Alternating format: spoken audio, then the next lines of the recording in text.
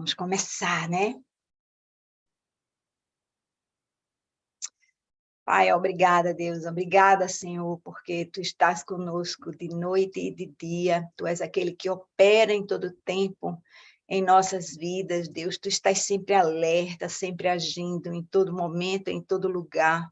Obrigada, Senhor, pela Tua onipresença, obrigada, Senhor, pela Tua onisciência. Obrigada, Deus, Espírito Santo, vem conduzir, Senhor, esse estudo aqui, vem falar aos nossos corações, vem trazer nessa pregação de Estevão o entendimento do Teu plano, Senhor, de como tudo evoluiu na nossa história, a história humana da Tua igreja, que o Senhor possa estar falando aos nossos corações e nos constrangendo pela grandeza disso tudo e nos trazendo, Senhor, a consciência e o preciosismo, Senhor, da gente fazer parte de tudo isso. Obrigada, Pai, obrigada por tudo, em nome de Jesus. Amém. Amém. Bom dia, amados. Muito feliz de estarmos aqui. Vamos rapidinho, porque hoje temos 60 versículos no capítulo 7 de Atos, né? Vamos começar aqui passando pelo capítulo 6, né, o que nós vimos. Olha como a tela está cheia, muita coisa, né? Lucas registra de novo e de novo o crescimento da igreja, ele já nem coloca números mais, ele só diz que é muito grande o crescimento, ele registra também a conversão dos sacerdotes, né? Aqueles sacerdotes que faziam os sacrifícios ali no templo, cuidavam, né, do templo, agora estavam vindo para o caminho, como era chamado, né?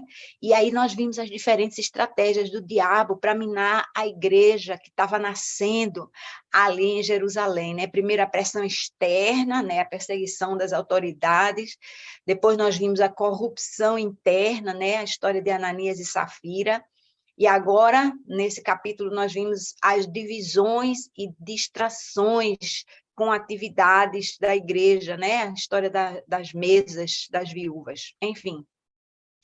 Vimos que, diante desse problema, houve uma decisão dos apóstolos, né? A decisão foi: escolham entre vocês 7 homens, e os requisitos para servir à mesa que eram importantes, né?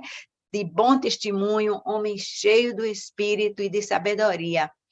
E aí eles disseram: passaremos a eles essa tarefa e nos dedicaremos à oração e ao ministério da palavra.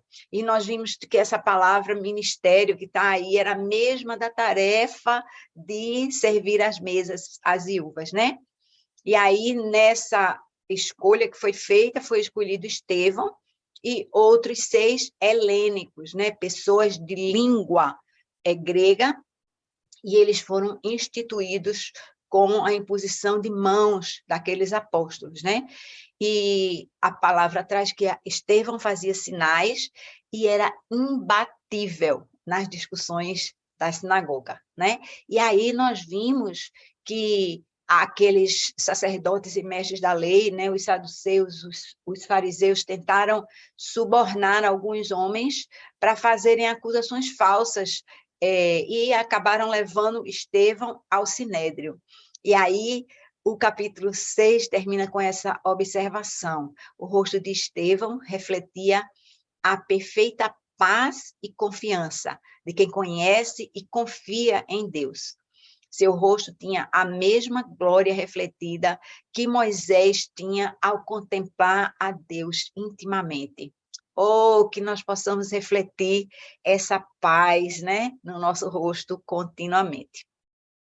E agora, começando no capítulo 7, versículos 1 a 4.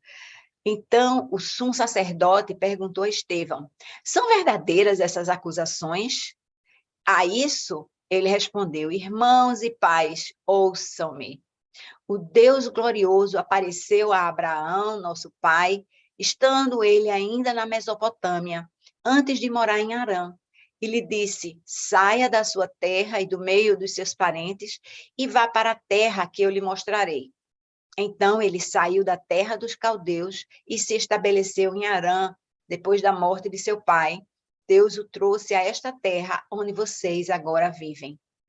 A gente vai ver que esse capítulo 7 de Atos, ele é um discurso teológico que Estevão vai fazer, né, em sua defesa. Muitas vezes é chamado a defesa de Estevão, porque ele foi falsamente acusado, né, de falar contra o templo, que era muito reverendado, né, era muito sagrado para aquele povo naquela época lá. Então, nós vamos ver o que Estevão tem a dizer acerca disso. E aí, eu queria começar chamando a atenção, né, nessa parte que está grifada. Ele diz assim: irmãos e pais, ouçam-me. E aí você pensa que ele vai se defender a ele, né? O que eu falei e tal. Ele começa a contar a história da igreja na terra a partir de Abraão. Ele volta para Abraão, que é o primeiro dos patriarcas, né? E aí ele começa a dizer, observe que ele não tinha nenhuma palavra para defender ele mesmo, nem para acusar aquelas falsas testemunhas, né? Ele não estava aí para fazer isso, só fez recontar aquela história. E aí ele disse, olha, Deus, ele apareceu a Abraão antes de haver templo, não havia nem Jerusalém, foi antes disso, Deus falou diretamente com Abraão. Deus fez de Abraão um peregrino, né? Ele disse, saia daqui da sua tenda, né? Vá para outro lugar. E ele disse que ele deveria ir sozinho, lembra? Ele disse, saia do meio dos seus parentes e vá para uma terra que eu vou lhe apontar. E aí é muito interessante, se você quiser olhar isso em detalhes, está lá, eu marquei em Gênesis 11, 12, né? Você pode ver essa parte da história. E aí a gente vê que Abraão saiu da cidade de Ur, dos caldeus, né? Mas ele saiu com o pai e foi para uma outra cidade, né? E parou ali em Harã, e ele ficou estabelecido em Harã, que você pode ver isso no versículo 11, 31 de Gênesis, e você vai ver que Abraão, ele quis fazer aquilo que Deus tinha ordenado, né, proposto para ele, mas fez ali pelo meio, porque ele não somente levou o pai, como ele se estabeleceu numa cidade no meio do caminho. Então, ele não chegou à terra prometida, porque a gente sabe que a terra prometida era Canaã, mas ele saiu de Ur, foi até Harã, né, seguindo a rota do rio, e aí você vê que havia muito caminho ainda para chegar lá, mas ele chegou, né? A gente pode desenvolver a nossa fé à medida que o tempo passa, né? A gente vai crescendo no conhecimento e na intimidade com o Senhor. Continuando no versículo 5, Deus não lhe deu nenhuma herança aqui, nem mesmo o espaço de um pé, continua Estevão, né? Mas lhe prometeu que ele, e depois dele seus descendentes, possuiriam a terra, embora naquele tempo Abraão não tivesse filhos. Deus lhe falou desta forma: seus descendentes serão peregrinos numa terra estrangeira e serão escravizados e maltratados por 400 anos. Mas eu castigarei a nação a quem servirão como escravos, e depois sairão dali e me adorarão neste lugar. E deu a Abraão a aliança da circuncisão. Por isso, Abraão gerou Isaque e o circuncidou 8 dias depois do seu nascimento. Mais tarde, Isaque gerou Jacó e os 12 patriarcas, aqueles que criaram, né, a nação de Israel. O relacionamento com Deus, ele é baseado em fé e não em evidências. A gente vê aqui nesse primeiro trecho que Abraão, ele tinha promessas de Deus, né? Eu vou fazer de você uma grande nação, mas ele não tinha nenhum filho, na verdade, né? A gente vê que as evidências não estavam ali, materiais, né? Não tinha. Mas Abraão foi considerado o pai da fé, né? Por crer. E a gente viu que ele vacilou no meio do caminho ainda. A gente precisa ficar firme na nossa fé para não impedir ou manchar, macular os planos de Deus para a nossa vida. E aí, mais tarde, né, eu grifei ali, deu a Abraão a aliança da circuncisão. Minha gente, o nosso Deus é um Deus de pactos, ele é um Deus de promessas, ele gosta de fazer alianças e marcar, assinar com sinais, aquilo, sinais físicos, né, visíveis. Naquela época, era a circuncisão daquele povo. Hoje nós temos o batismo, né, que é o sinal de que nós entramos no corpo de Cristo, né? Nosso Deus é assim, ele gosta de alianças, de pactos, né? De acordos conosco. Prosseguindo no versículo 9, os patriarcas, tendo inveja de José, venderam-no como escravo para o Egito, mas Deus estava com ele e o libertou de todas as suas tribulações, dando a José o favor e sabedoria diante do faraó, rei do Egito. Este o tornou governador do Egito e de todo o seu palácio. Depois houve fome em todo o Egito e em Canaã, trazendo consigo grande sofrimento, e os nossos antepassados não encontravam alimento. Ouvindo que havia trigo no Egito, Jacó enviou nossos antepassados em sua primeira viagem. Na segunda viagem deles, José fez-se reconhecer por seus irmãos e o faraó pôde conhecer a família de José. Depois disso, José mandou buscar seu pai Jacó e toda a sua família, que eram 75 pessoas. Então, Jacó desceu ao Egito, onde faleceram ele e os nossos antepassados. Gente, é uma história linda, que passa por capítulos e capítulos, você vai ver todo o final de Gênesis, né? Relata essa história. Isso daria uma série, assim, da Netflix ou de qualquer outra empresa, mas ia ser sem fim, porque muitos detalhes, muitas histórias e muitas revelações importantes, mas a gente pode fazer um seriado para a nossa vida, viu? Olhando aí a história desse povo, o resgate do Senhor. Mas vamos aqui com Estevão, que ele vai nos conduzir aí nessa história até mais adiante, tá?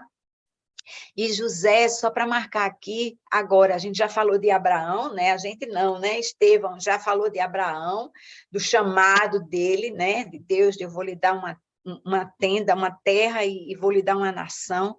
E agora ele introduz José, né? Que é uma figura de Jesus.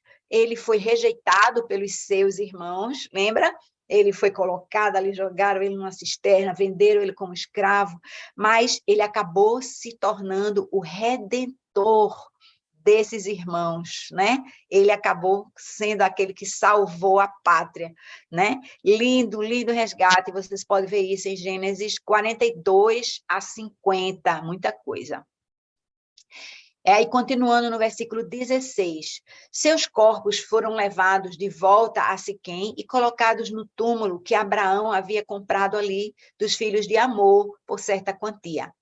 Ao se aproximar o tempo em que Deus cumpriria sua promessa a Abraão, aumentou muito o número do nosso povo no Egito.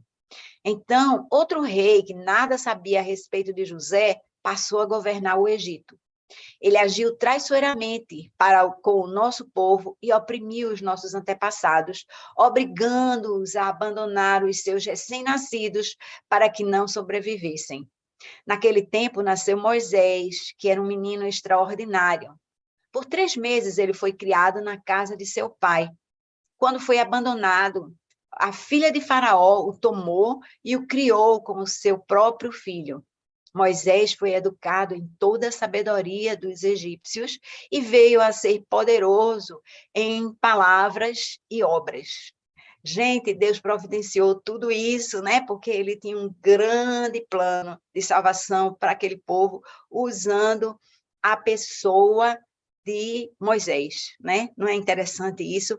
E a Bíblia não fala nem de como Arão foi resgatado, né? Porque Arão era irmão de Moisés, mas ele foca na figura de Moisés, porque Moisés é outra figura de Messias, de libertador. Ele tem muita coisa em comum com Jesus, né?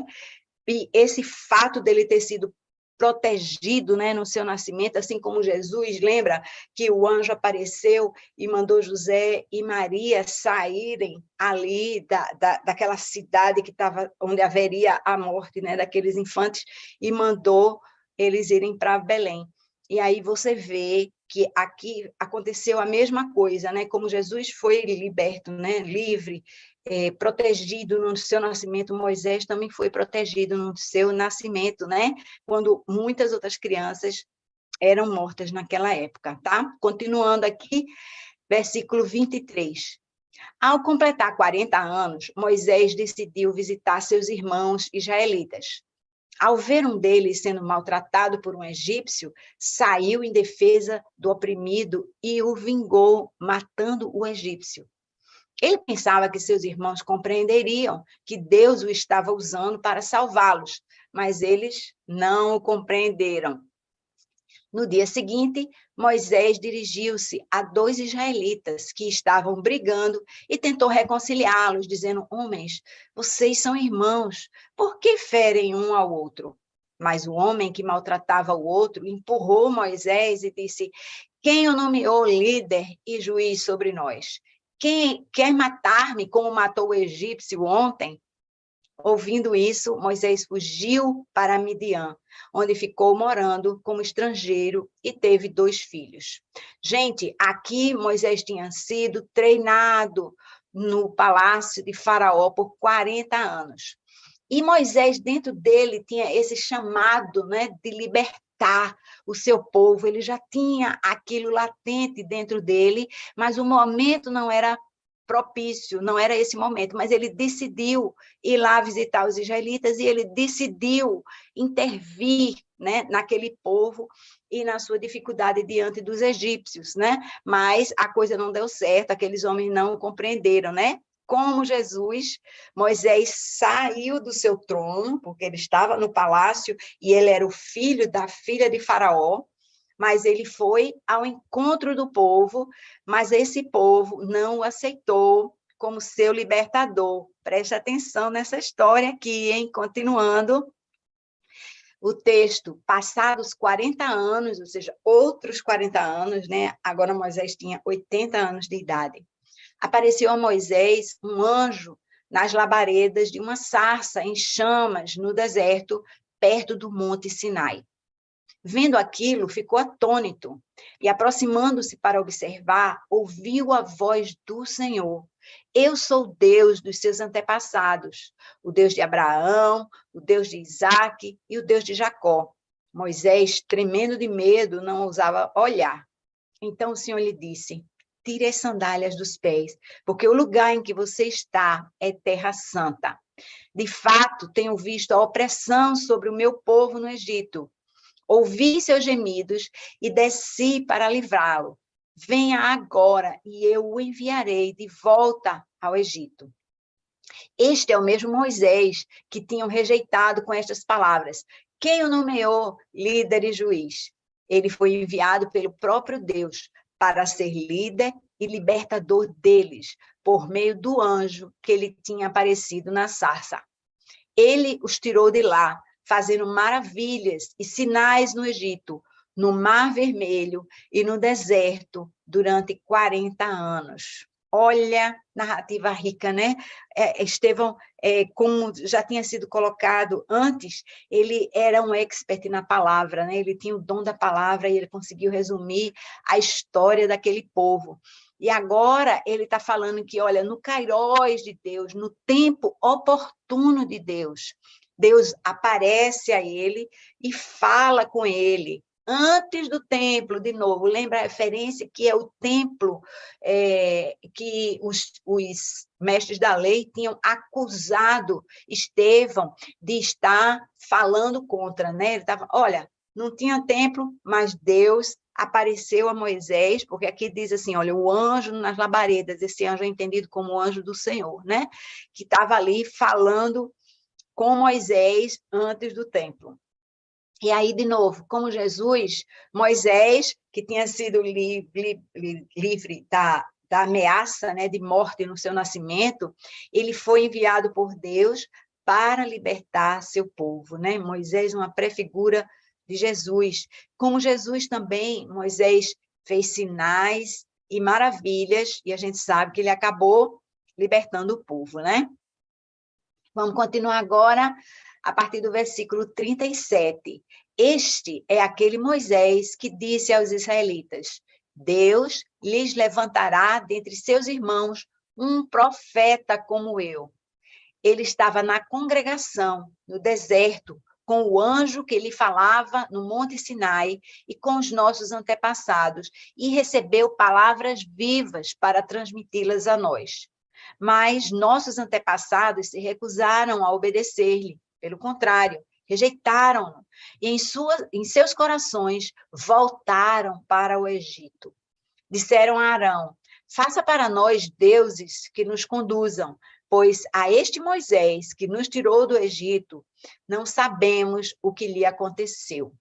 Gente, Deuteronômio 18:15, ele diz assim: o Senhor, o seu Deus, levantará do meio de seus próprios irmãos um profeta como eu.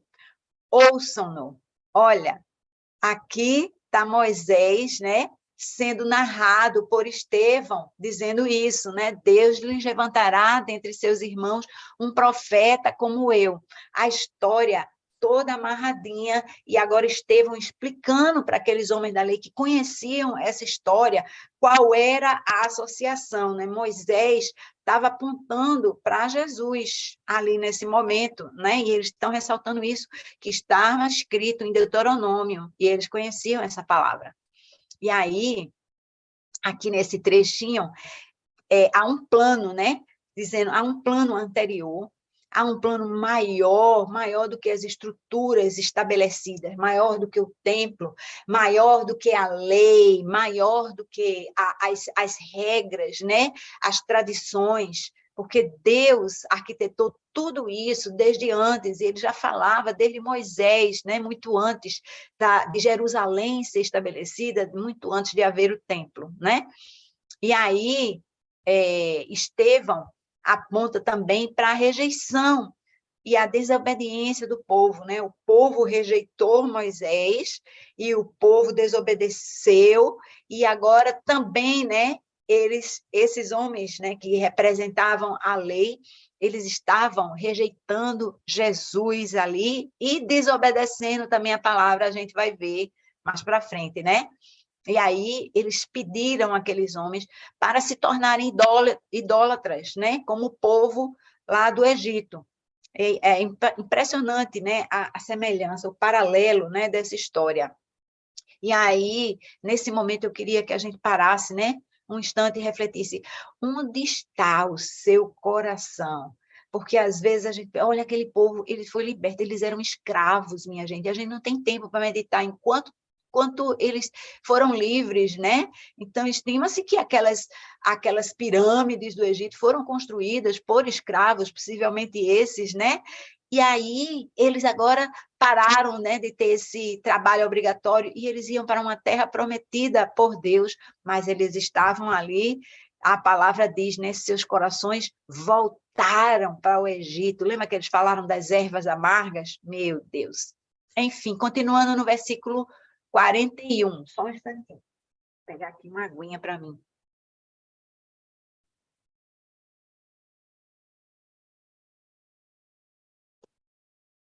Naquela ocasião, fizeram um ídolo em forma de bezerro, lembra? Aquele bezerro feito de ouro. Trouxeram-lhe sacrifícios e fizeram a celebração em honra ao que suas mãos tinham feito. Mas Deus afastou-se deles e os entregou à adoração dos astros, conforme o que foi escrito no livro dos profetas. Foi a mim que vocês apresentaram sacrifícios e ofertas durante os 40 anos no deserto, ó nação de Israel. Ao invés disso, levantaram o santuário de Moloque e uma estrela, e a estrela do seu deus Renfã, ídolos que vocês fizeram para adorar. Portanto, eu os enviarei para o exílio, para além da Babilônia.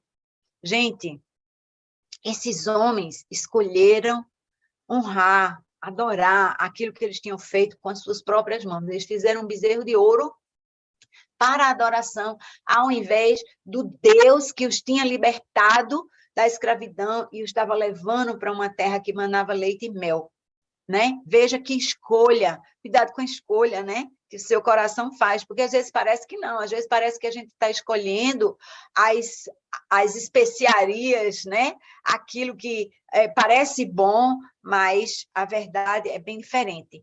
E aqui Estevão cita esse sermão de Estevão, ele é muito referenciado, né? Como um sermão histórico, né, mas teológico, né, mostrando, juntando todos os pedaços da história para quem não entendeu.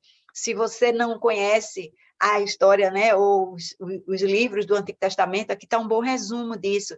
E aí ele cita um trecho do profeta Amós, né, no capítulo 5, os versículos 25 a 27. Eu anotei aqui somente estou repassando somente o versículo 25, que diz: foi a mim que vocês trouxeram sacrifícios e ofertas durante os 40 anos no deserto, ó nação de Israel. Letra por letra que está ali, e ele continua até a palavrinha Babilônia lá, mas quando Estevão cita Babilônia, quando no original, na verdade, não tinha Babilônia, né? Mas a explicação está aqui. Deus está ciente dos nossos ídolos, né? Nós é que não estamos cientes do que perdemos por colocar esses ídolos acima do Senhor. Até no texto de Amós, ele fala da cidade de Damasco, que representava a prisão daquele povo, porque na época, né, Amós estava falando ao povo da cidade de Israel, né?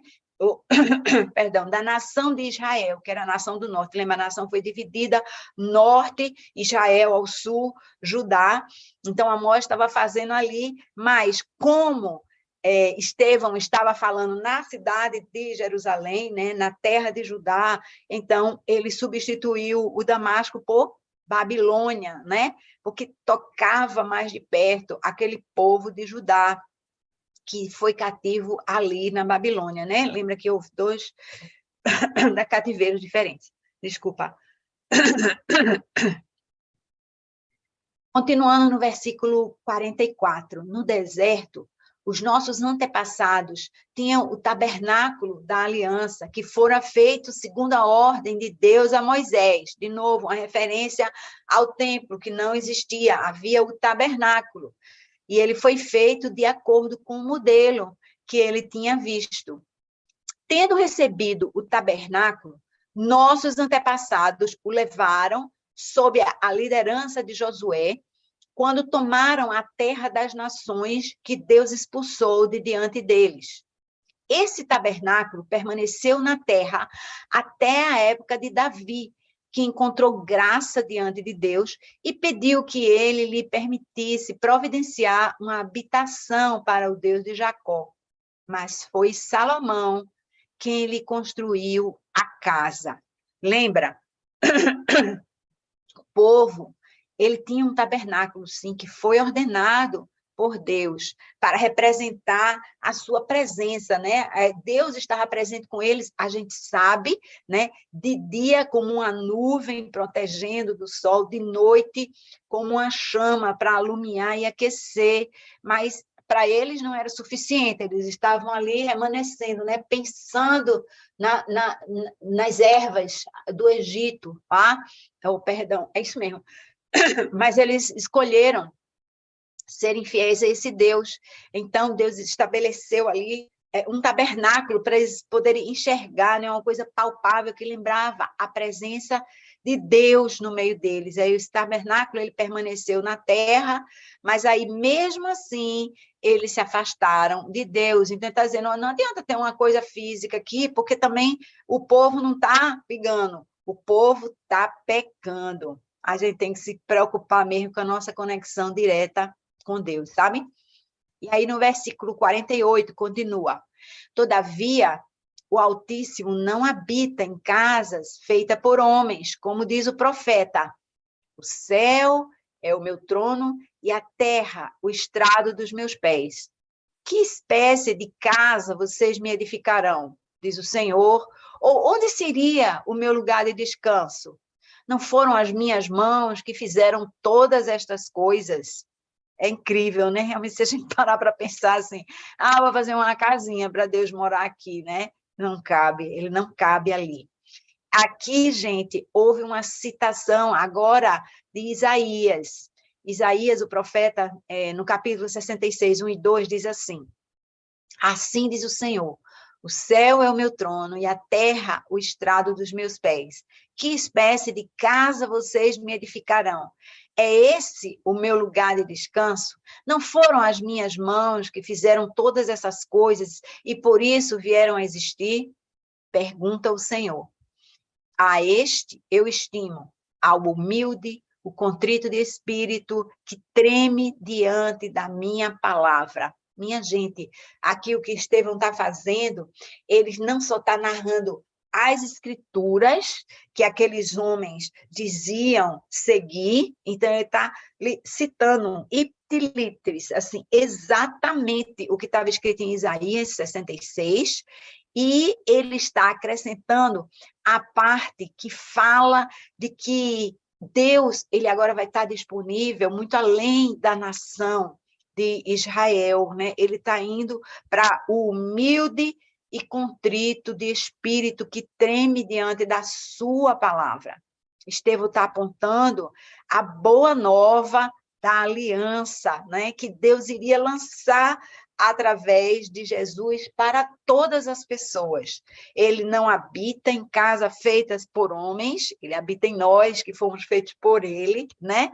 E ele estima aqueles que são humildes e contritos de espírito. Nós temos que buscar essa humildade, nós temos que buscar a revelação, nós temos que buscar a submissão ao Senhor, e a gente vai ver que a gente pode fugir disso com muita facilidade, né? Continuando no versículo 51. Povo rebelde, obstinado de coração e de ouvidos, vocês são iguais aos seus antepassados, sempre resistem ao Espírito Santo. Qual dos profetas os seus antepassados não perseguiram? Eles mataram aqueles que prediziam a vinda do justo, de quem agora vocês se tornaram traidores e assassinos. Vocês que receberam a lei por intermédio de anjos, mas não lhe obedeceram. Olha agora o que está acontecendo. Estevão passou de acusado para acusador. Ele até agora estava contando a história do que aconteceu, e agora ele vai dizer, vocês são a mesma coisa, estão agindo do mesmo jeitinho. Naquele tempo, os profetas foram perseguidos pelo povo de Israel. E agora eles estavam fazendo a mesma coisa, né, com os profetas de Jesus. A versão ARA, minha gente, a versão Almeida, revisada e atualizada, ela diz assim, no versículo 51 aí, né? Homens de dura cerviz, que é o início desse trecho aqui que está grifado, né? Ele diz assim na versão ARA, homens de dura cerviz e incircuncisos de coração e de ouvidos. Vós sempre resistis ao Espírito Santo, assim como fizeram vossos pais, também vós o fazeis.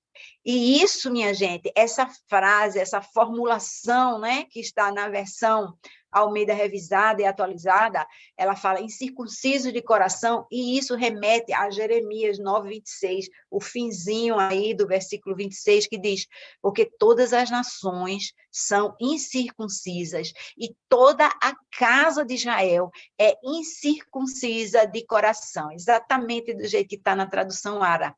E eu vou dizer, aquilo realmente foi uma flecha no coração daqueles homens, né? Ele atingiu o alvo, né? Dizendo assim, vocês são incircuncisos. Por quê? Porque a circuncisão era um sinal da relação, né? Do pacto, da aliança deles com Deus, e agora ele está dizendo, vocês não têm essa aliança, vocês não têm esse pacto, né? Vocês são incircuncisos. Ele estava acusando aqueles homens de não estarem de acordo, em concordância com Deus, né?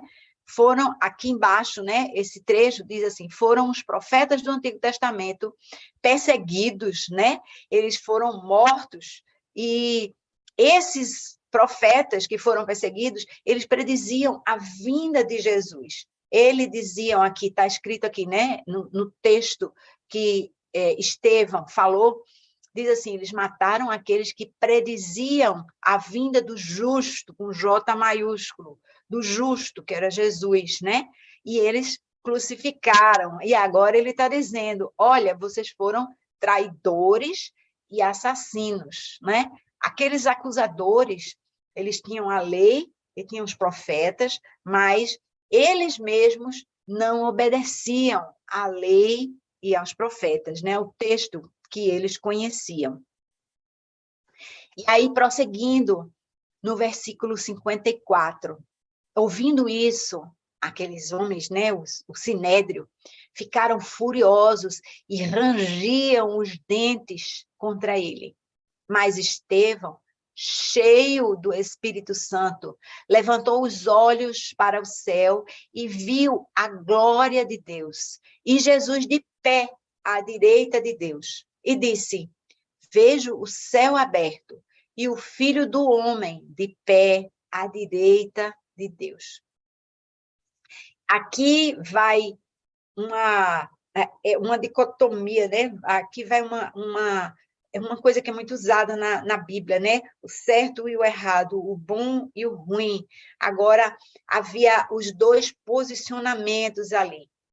Os fariseus e os mestres da lei, eles podiam ouvir toda aquela história que Estevão narrou e dizer, uau, uau, é isso mesmo, isso aconteceu no passado, né? Aqueles profetas falavam uma coisa certa, né? Jesus viria a salvação, e eles podiam se arrepender daquilo que tinham feito, né? A perseguição que tinham feito a Jesus, e agora aos seguidores de Jesus, mas eles não se arrependem, né? Ele, diante disso que foi evidenciado por Estevão na sua narrativa, eles ficaram furiosos e rangeram os dentes contra eles, eles ficaram irritados ali muito, né?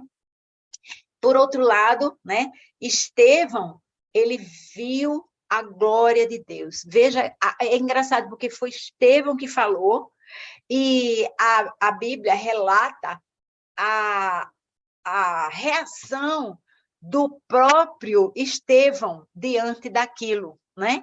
O Estevão trouxe à memória tudo o que Deus tinha realizado através dos séculos com o seu povo, e agora Estevão, de novo, vocês já ouviram isso aqui?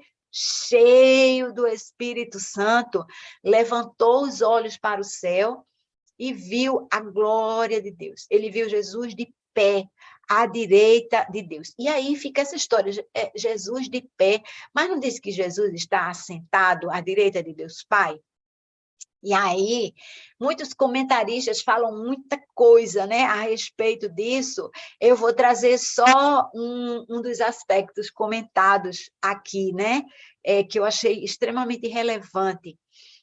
Um detalhe é esse aqui, né? E alguns comentaristas, eles conjecturam se isso não teria relação, então isso aqui é o que eu estou dizendo, não é bíblico, né? Essa conexão, mas para mim faz muito sentido, uma conexão com Mateus 10:32, onde o próprio Jesus promete, né? Ele diz, aquele que me confessar diante dos homens, eu também o confessarei diante de meu Pai, que está nos céus. Então, a expressão, né, que é colocada aqui é que Jesus estaria de pé, confessando, né, diante do Pai, olha, Estevão está ali, né, vibrando com aquilo que ele tinha feito, de declarar aquela história toda, né, anotando, juntando os pedaços, fazendo sentido de tudo aquilo, apontando para Jesus e trazendo aquilo para o Sinédrio, trazendo aquilo para aquela audiência que deveria ser capaz de capturar tudo isso, né? Mas ficou esse detalhe aqui de Jesus de pé, à direita de Deus. Eu imagino o que é que pode fazer Jesus estar de pé, porque isso é bíblico, né? A interpretação é do homem, mas o Jesus de pé é uma revelação, né? É uma revelação. Então, que Deus nos ilumine para saber exatamente o que é que Jesus estava fazendo de pé. Eu queria que Jesus ficasse de pé à direita de Deus, dizendo: olha só o que é que Estevão, o estrago que Estevão está fazendo com todo esse engano que estava sendo levantado ali em Jerusalém, né? E aí ele relatou às pessoas, né? Estevão relatou às pessoas aquilo que ele estava vendo, a visão que ele estava vendo, né? De Jesus em pé à direita de Deus, né? Vamos para frente, chegando mais próximos do final aqui, versículos 57 e 58. Mas eles taparam os ouvidos e, gritando bem alto, lançaram-se todos juntos contra ele, arrastaram-no para fora da cidade e começaram a apedrejá-lo. As testemunhas deixaram os seus mantos aos pés de um jovem chamado Saulo. Bom, aqui vários comentários, né? Eu poderia me estender incrivelmente com esses dois versículos aqui, né? Ouvir Estevão dizer que Jesus, aquele a quem eles tinham crucificado, estava num lugar de honra ao lado do Pai Celestial, foi para aqueles homens o cúmulo da blasfêmia, porque eles tinham acusado Jesus, né, de dizer que era filho de Deus, como sendo uma mentira, como sendo algo errado. E agora, Estevão está dizendo, eu estou vendo Jesus ressuscitado naturalmente na glória, em pé ao lado do Pai. E aí, para eles, para o Sinédrio, né, aqueles homens da lei, era o cúmulo da blasfêmia. E aí eles buscaram, nem prestaram atenção às autoridades romanas. Eles fizeram do jeito que eles achavam. E aí a palavra diz que eles, gritando bem alto, eles perderam todo o controle. Eles lançaram-se juntos contra ele. E é muito interessante a gente fazer o estudo desses comentários, porque eu vi que esse lançaram-se todos juntos contra ele, o termo, e eu fui olhar, eu fui conferir de novo, né, na concordância lá das palavras bíblicas, essa palavra que é usada, esse verbo que é usado para se lançar contra Estevão, na verdade, é o termo que foi usado para se referir àqueles porcos. Lembra do episódio dos porcos de Jesus, né, que tirou aquele espírito imundo do homem e o lançou na manada de porcos, e aqueles porcos se lançaram, né, com aqueles demônios, eles se lançaram no precipício. Pronto, a mesma palavra foi usada aqui para esse ato, né, do sinédrio, dos homens da lei, de se lançarem todos contra, né, numa investida contra Estevão. E aí eles os arrastaram para fora da cidade e eles começaram a apedrejá-lo. Lembra que eles não tinham, como eles eram submissos a Roma, ao governo romano, eles não tinham autoridade de matar ninguém. Se eles decidissem isso, eles tinham que levar as autoridades, como o Sinédrio tinha feito com Jesus. Eles tiveram que levar, lembra da história de Pilatos e pá, né? O Herodes, que foi para lá e foi para cá, mas agora eles estavam levando Estevão para fora da cidade para apedrejá-lo. De novo também, havia um grande ritual de apedrejamento, até esse passo, pede para... pergunta se ele quer se arrepender e tal, e tal, e tal, mas não tem nada disso aqui na narrativa, né? Minha gente, uma coisa para a gente parar e refletir, eu botei aqui em vermelho, é uma coisa muito perigosa a gente ser religioso sem ter um relacionamento real com Jesus Cristo. É muito perigoso isso, porque você quer cumprir as regras, você quer ser obediente, você quer seguir, mas o seu coração, ele está noutra direção. E aí, isso cumpre o que Jesus advertiu lá em João 16, versículos 2 e 3, que eu fiz questão de colocar aqui. Eles vos expulsarão das sinagogas, mas vem a hora em que todo o que vos matar julgará com isso tributar culto a Deus. Isto farão porque não conhecem o Pai nem a mim. Cuidado, porque às vezes a gente persegue pessoas que aos nossos olhos parecem erradas, parecem estar fazendo coisas erradas, né? E é muito importante que eu e você, todos nós, né, começando por mim, que a gente possa ter verdadeiramente uma visão pela lente de Cristo. Pela lente de Cristo. A gente tem que pedir a lente de Cristo para a gente não estar fazendo, agindo a partir do nosso próprio coração, que é enganoso, lembra?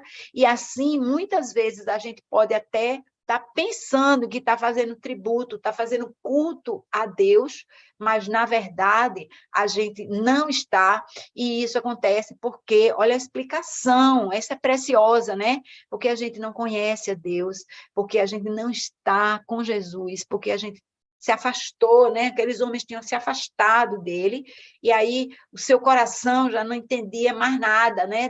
Daquilo que estava na mente de Deus, mas só o que estava no coração deles, né? E aí, finalmente, essa referência aqui a um jovem chamado Saulo, muita gente conhece, né? Essa referência que Saulo estava presente no apedrejamento de Estevão. Na verdade, Saulo era membro do Sinédrio, ele declarou lá mais na frente, né, quando ele estava dando testemunho, se lembra, na frente do rei Agripa, lá no fim de Atos 26, 10, diz: havendo eu recebido, são palavras de Paulo, havendo eu recebido autorização dos principais sacerdotes, encerrei muitos dos santos nas prisões, e contra estes dava meu voto, ele votava, quando os matavam. Ou seja, ele não somente tomou conta daquelas roupinhas ali, dos mantos daqueles homens, mas ele também votou no Sinédrio, né? Mas, olha a transformação de Saulo para Paulo, né? Glória a Deus por isso. Quase terminando, versículos 59 e 60, são os últimos. Enquanto apedrejavam Estevão, este orava: Senhor Jesus, recebe meu espírito. Então caiu de joelhos e bradou: Senhor, não os consideres culpados deste pecado. E dizendo isso, adormeceu. Tendo dado testemunho, né, de sempre estar cheio do Espírito Santo, o que Estevão disse, né, naquela hora? Ele disse: Senhor, Deus, Jesus, eu quero estar com você, recebe o meu espírito, né? Estevão viveu aquele momento focado na fé que ele nutria em Cristo Jesus. Os nossos olhos têm que estar sempre, sempre, principalmente nas horas difíceis, focados no alto, né? Ele estava sendo apedrejado, mas, e é uma coisa sofrida, a gente não fala aqui, mas é preciso a gente parar e refletir, porque, às vezes, as palavras, né, elas não refletem a intensidade do momento, né? Pense em você sendo apedrejado e dizendo: Senhor, Senhor, eu te amo, eu sei que tu estás aqui comigo, né? Recebe o meu espírito. Enfim, foi assim que Estevão enfrentou, e finalmente, né, ele caiu de joelhos e ele bradou aquelas palavras, né, de Jesus ali na cruz, né? Estevão demonstrou a mesma atitude de perdão que Jesus teve ali. Você pode consultar essas palavras em Lucas 23, 34, né? Senhor, não imputes, né, culpa a estes. E aqui há muita reflexão a respeito de Estevão intercedendo por Paulo, né, que haveria de ser o grande arauto, né, do evangelho no resto das nações por ali. Estevão, minha gente, ele não era um super-homem, não, mas ele era um homem cheio do Espírito Santo, e eu quero encerrar essa apresentação de hoje, né, dizendo assim: a gente não tem ideia de quão grandemente nós podemos ser usados por Deus enquanto nós andamos no poder do Espírito Santo. Amém? Amém. Vamos lá para a nossa reunião. E aí, bom dia para vocês. Quem vai abrir aí o microfone e falar? Vamos embora, minha gente. Muito pouco tempo para falar de tantas coisas maravilhosas. Convidados, microfone aberto.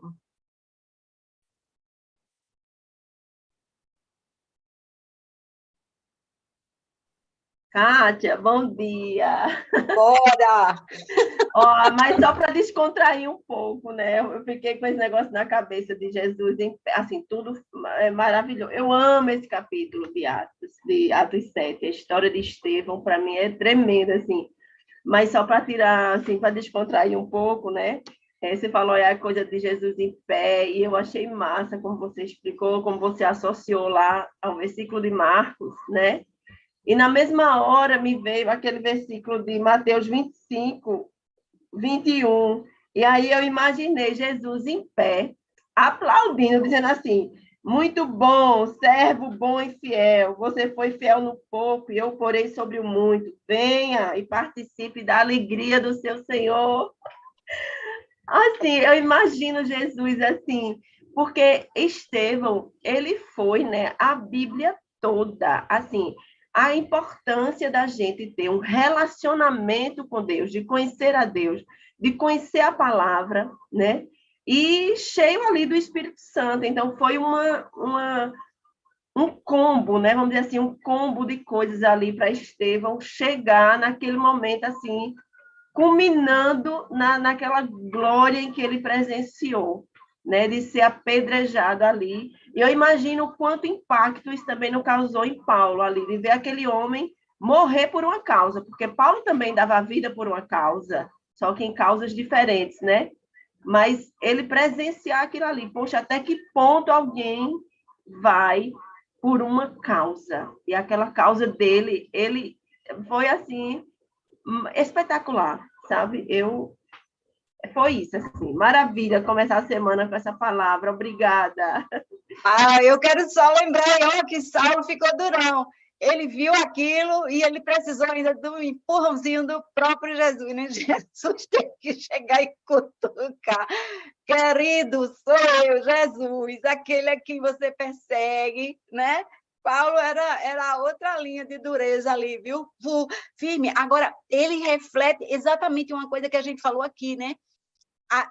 Você pode chegar a matar alguém, a fazer uma coisa horrível, pensando que está adorando ao Deus Altíssimo. Ele achava que estava fazendo isso, ele achava que estava fazendo certo, mas ele estava enganado. Então, a gente tem que realmente se ligar na pessoa de Cristo para a gente não ser enganado. Fala, Ana Maria. Então, pegando esse ganchinho aí de Ana Cristina desse... Não está deitada. Não. Pegando esse ganchinho de Ana Cristina aí, né? Bom dia a todos. Esse levantar de Jesus, eu vi assim. Aquele versículo bíblico que diz: o cair é do homem, mas o levantar é meu. Eu me levanto com você, filha.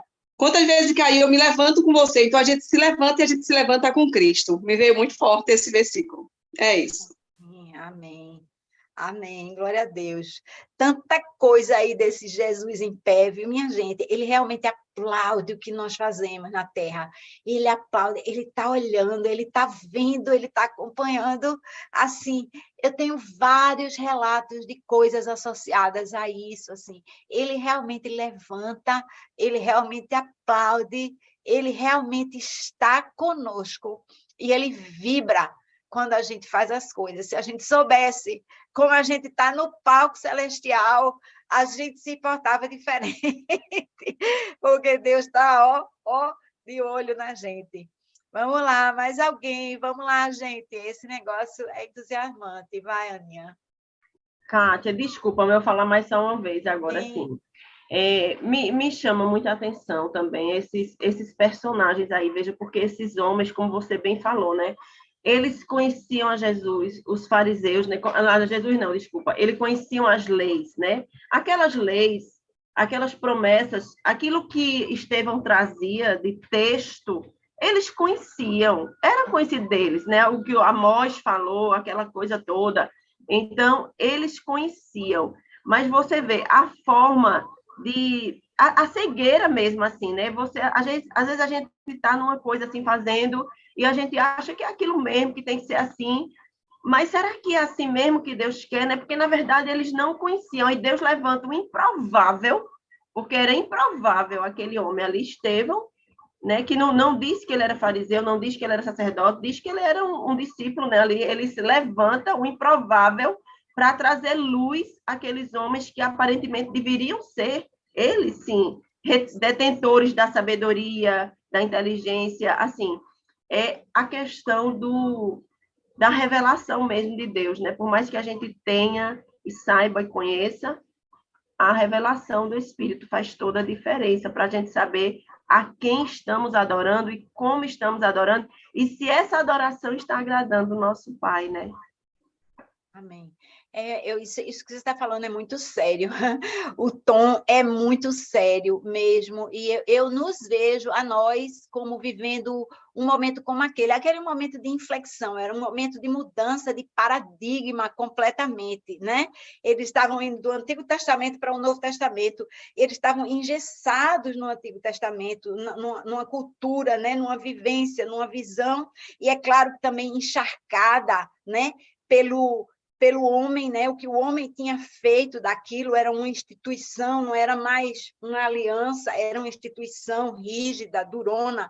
E eu nos vejo a nós todos no mundo, né? Vivendo um momento como esse agora, sabe? Eu vejo esse momento como um momento, quando a gente fala de avivamento, um momento de resgate, né? Daquilo que Deus queria implantar na Terra, porque nós vivemos, sim, no Novo Testamento, nós temos, né, a nova aliança, mas nós temos muita história também que fez com que toda nova aliança fosse engessada, né, em formatos, né, em ritos, em jeitos de fazer, e a gente não permitiu que a igreja crescesse na cultura que Jesus implantou. Então, definitivamente, a nossa cultura é diferente daquela cultura que Jesus estava trazendo ali. E agora, aos poucos, a gente vê lampejos, né, cada vez mais frequentes desse que a gente chama de avivamento, mas é a presença, né, do rei, né, o reino invadindo com violência, né, como diz a palavra, e eu nos vejo num momento em que a gente realmente precisa muito e buscar a Deus na palavra, buscar a Deus na intimidade do nosso quarto, para Ele falar conosco, para Ele estar nos revelando realmente aquilo que está escrito na palavra, né? Isso se chama iluminação, que foi aquilo que Estevão teve, iluminação para entender que está escrito ali, embora a gente não enxergue, está escrito o que é a vontade dele para as nossas vidas, né? E para a sua igreja, e o nosso papel ali naquele lugar. Estevão entendeu qual foi o papel dele, um papel sofrido. Paulo demorou, né?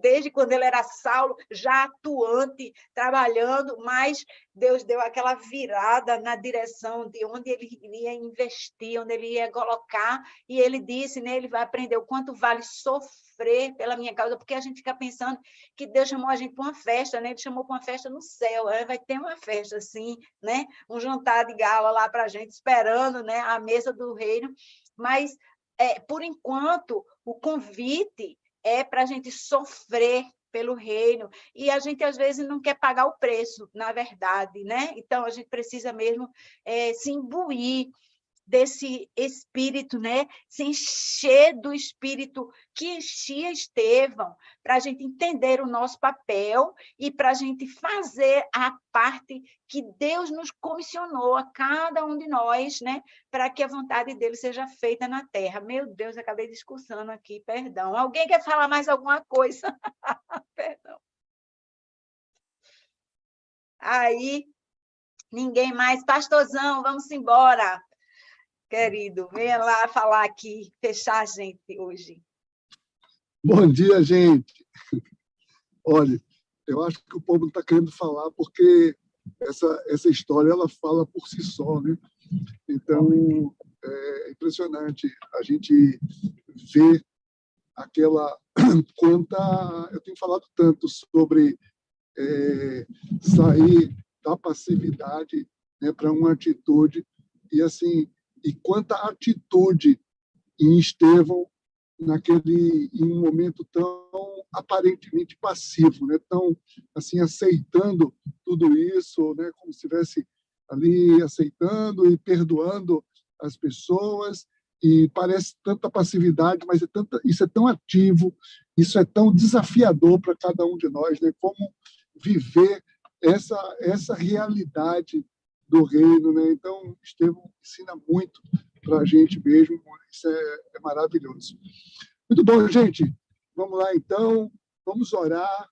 Graças a Deus por mais esse momento aqui, por mais esse tema, né, trazido com tanta precisão, com tanta dedicação, para que a gente possa aplicar isso, que isso seja um desafio para cada um de nós, né? O grande desafio é a gente sair de uma postura de admirador da palavra para quem se apega às Escrituras com prática, né? Que a gente possa praticar tudo isso. Pai, em nome de Jesus, teu nome seja bendito, Pai. Nós te agradecemos por esse tempo tão precioso aqui e dai-nos, Senhor Deus, dai-nos a alegria de poder viver a realidade da tua palavra. Nós queremos, sim, Pai, queremos testemunhar com o nosso viver, seja em momentos de incompreensão dos outros, momentos de ataque dos outros, seja em momentos de pacificação. Nós queremos testemunhar tudo que temos recebido de Ti, Pai. Muito obrigado, Senhor Deus, porque a Tua palavra é viva, é disponível e é aplicável em nossas vidas. Te agradecemos por tudo, em nome de Jesus. Amém. É isso aí, gente. Deus abençoe. Um ótimo domingo, todos e todas aí, que a gente possa viver o melhor do Senhor nas nossas vidas. Amém. Vamos embora para o culto, terminando série hoje, né? O cuidado Amém. Com as ovelhinhas do Senhor. A gente precisa dar assim, o cuidado de Jesus, né? Que ele tinha, nós temos que ser esses braços, esses pés do Senhor na vida das pessoas. Vamos embora, minha gente. Vamos lá, encontro vocês. Estou chegando aqui na igreja já. Encontro vocês aí, quem for agora no culto das 10, ou então nas 17. Encontro vocês. Deus abençoe a todos aí. Aí, valeu, pastor. Beijo, povo. Bom dia para todo mundo. Obrigada, Carlinha. Muito obrigada por mais uma manhã maravilhosa. Deus abençoe, que a gente possa verdadeiramente